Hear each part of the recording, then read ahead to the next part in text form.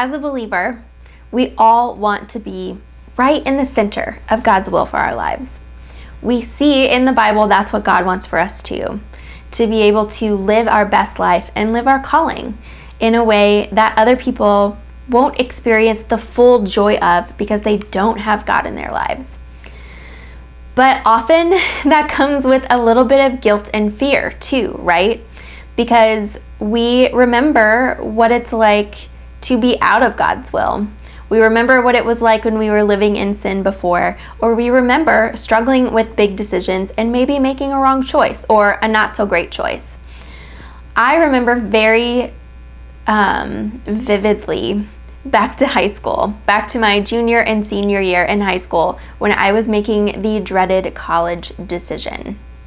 I wrestled long and hard over that, and I was so terrified that whatever decision I made would end up being the wrong one, that I would end up in the wrong place or doing the wrong profession or something like that. And it really held me back in a way and caused me a lot of stress that I didn't need to be putting on myself. Because the truth is, any college was the right step. And if I got it wrong, it's not like I couldn't go to another one, right?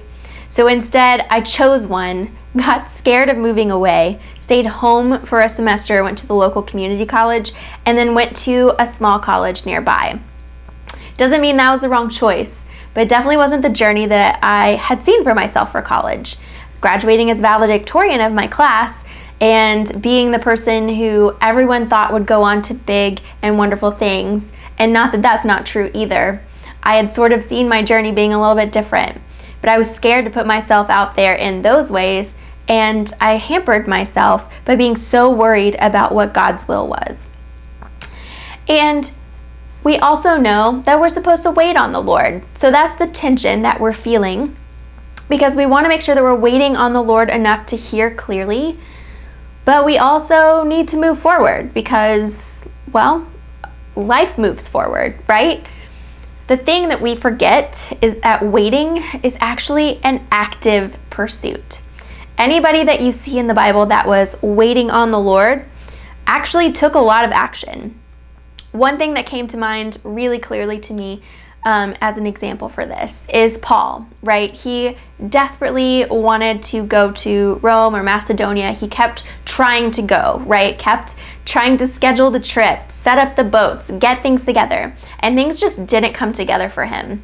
And he said, you know what? I've tried over and over. God is closing this door. Was the trying of that sinful? No.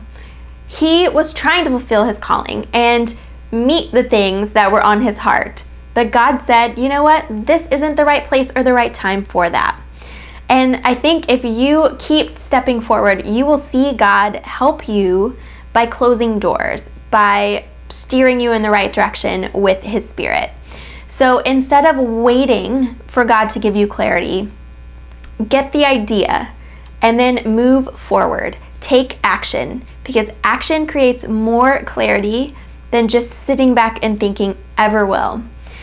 And give God glory in those moments. Do it all with excellence. Keep moving forward with faith and confidence, and God will show you the way.